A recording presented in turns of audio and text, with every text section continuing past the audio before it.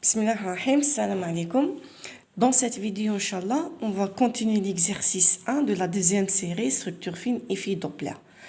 Alors, dans cet exercice, on a traité la première question où on a trouvé le champ B, champ magnétique B, qui est responsable du double jaune de l'atome de sodium. Alors, deuxième partie de cette question, on vous demande de déduire la valeur de K. Déduire la valeur de K.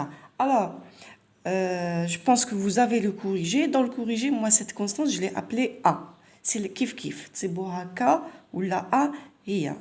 La même chose. Alors, on va commencer sans tarder. On va voir comment trouver cette constante K ou la A. Alors, dans la première question, je vous ai expliqué bien qu'on a vu très bien que l'état excité, premier état excité de l'atome de sodium, 3P, est doublé en deux niveaux fins.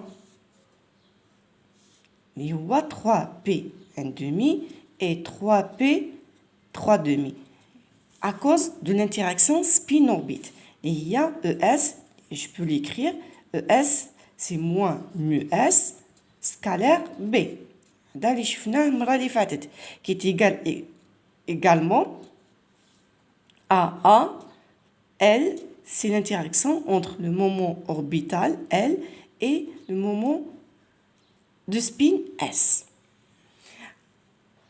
A, c'est ça, c'est cette question qu'on vous demande de la trouver. L'exercice K. LS, c'est l'interaction entre le moment orbital et le moment de spin. Alors, pour trouver A, il faut chercher d'abord à L scalaire S. Il faut que L scalaire S ou l'interaction. Alors, pour cela, sans tarder, on sait que le moment cinétique total G est égal à quoi? L plus S. Si je veux maintenant faire G carré, est égal à quoi? Alors, c'est L plus S au carré. Et G carré, alors, je vais faire normal, c'est L carré plus S carré, plus, attention, ici, c'est 2 fois L, S. Pourquoi j'ai le droit d'écrire 2 LS? Attention, L ou S ou G, c'est des opérateurs. J'ai le droit d'écrire 2 fois LS, 2 fois L scalaire S, parce que L et S, c'est des opérateurs qui commutent. Si c'était le contraire, je n'ai pas le droit d'écrire ça. Plus L fois S, plus S fois L. Mais comme ils commutent, ça va. C'est pas méchant, c'est pas grave, je peux écrire ça tout simplement. Et de là, je peux tirer L scalaire S égale à quoi? 1,5 G carré moins L carré moins S carré. Voilà comment je trouve L scalaire S ou l'interaction spin-orbite. Là, c'est L. Là. C'est pas fini. Attention, toujours G carré, L carré, S carré, c'est des opérateurs. C'est la valeur propre d'Yalom. Alors, je peux écrire L, S égale 1,5 H bar carré G fois G plus 1 moins L fois L plus 1 moins S fois S plus 1. Sûrement, vous connaissez ça. La valeur propre de G carré, c'est H bar G fois G plus 1. La valeur propre de L carré, c'est H bar L fois L plus 1. Et S carré, la même chose. À deux mois, c'est les valeurs planes. À deux mois, c'est des opérateurs. Par contre, ça, c'est les valeurs propres. Maintenant, à partir de cette expression, je peux remplacer directement la valeur de G, L et S. Maintenant, puisqu'on a trouvé ce terme, je peux le remplacer directement l'expression terme en énergie spin-orbite. Alors, l'énergie spin-orbite devient quoi? La constante 1 fois H bar sur 2 fois G plus 1 moins L fois L plus 1 moins S fois S plus 1. Voilà. Voilà l'expression de l'énergie spin-orbite. On sait, l'atome de sodium, on a deux niveaux, P1,5, P3,5.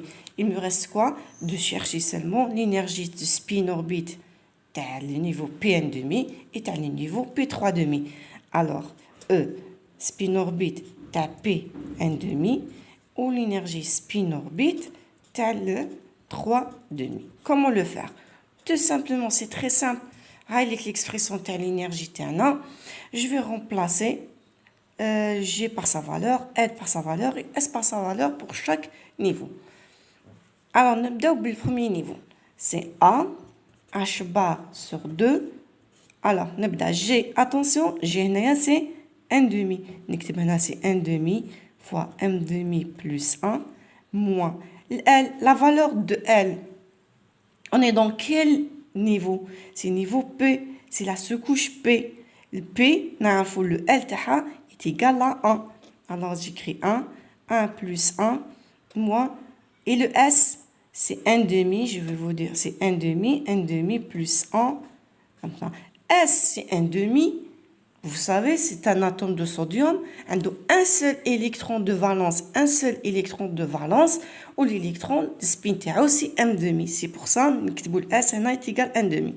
On fait la même chose pour le deuxième niveau, A, H bar sur 2. Au lieu, attention, c'est pas 1,5, c'est 3,5. 3,5 fois 3,5 plus 1. Et le reste, la même chose. Toujours, on est dans l'état P. C'est 1 plus 1, et toujours c'est un électron de valence, 1,5 plus 1, etc. Voilà comment je calcule l'interaction spin-orbite pour chaque niveau. Alors, sans tarder, je vous donne le résultat, et comme le résultat dans le corrigé. Vous pouvez vérifier. Pour le premier niveau, on a trouvé, c'est moins 1, et je pense pour le deuxième, c'est A sur 2. Bien sûr, H bar carré, j'oublie toujours H bar carré. D'accord, jusqu'à maintenant, qu'est-ce qu'on a fait? On n'a rien fait, on a calculé l'énergie du spin, aligné les deux niveaux. Maintenant, il faut trouver, donc, ce qu'on nous cherche, ce qui nous intéresse, c'est la constante A. Alors, pour cela, il y a la delta ESO. Delta ESO, c'est la variation de l'énergie spin-orbite. Il y a un dessin, voilà, pardon, je vais vous la montrer. Il y a delta ESO. Pour chaque niveau, l'interaction spin-orbite pour un niveau, c'est A. Et pour ce niveau, c'est A sur 2. Alors maintenant, nous allons la variation. L'IA est égale à quoi? C'est ESO de niveau P3,5 moins ESO P1,5. Une remarque, avant d'avancer, Dans le corrigé, moi, je l'ai écrit, je vais vous montrer.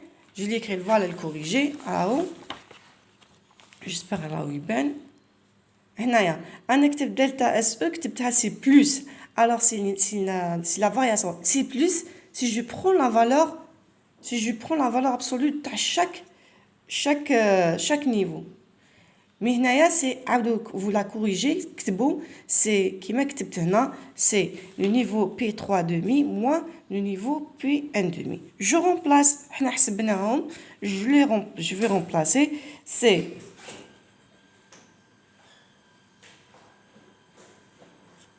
un demi, moins avec moins devient plus A, H bar carré, ça devient, c'est 3,5